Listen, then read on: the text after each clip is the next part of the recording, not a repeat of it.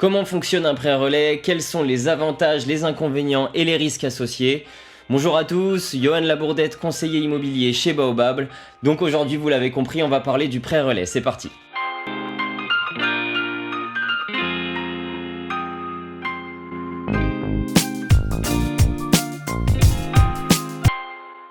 Avant de commencer, je vous rappelle que vous pouvez trouver dans la description mon guide détaillant les 7 étapes clés pour vendre votre bien dans les meilleures conditions. Ceci étant dit, on va vraiment parler du prêt relais. Donc qu'est-ce qu'un prêt relais? C'est un type de prêt immobilier qui est utilisé pour financer l'achat d'une nouvelle propriété avant de vendre l'ancienne. Il est destiné à combler l'écart de trésorerie entre la vente de la propriété existante et l'achat de la nouvelle.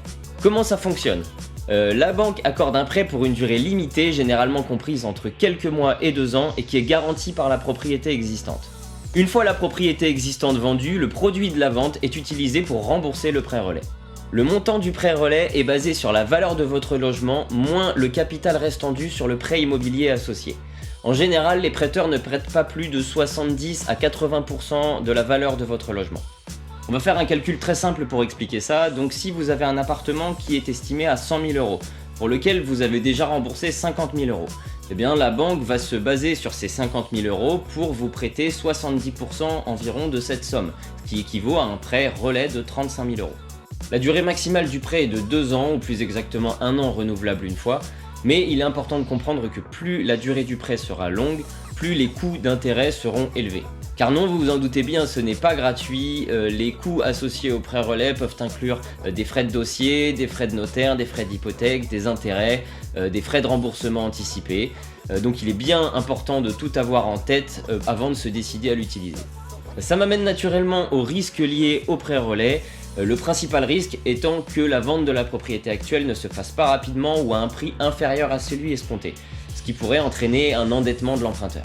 Si vous êtes découragé par le prêt relais et que vous cherchez une alternative, la principale, vous l'avez deviné, c'est de vendre sa propriété existante avant d'acheter la nouvelle.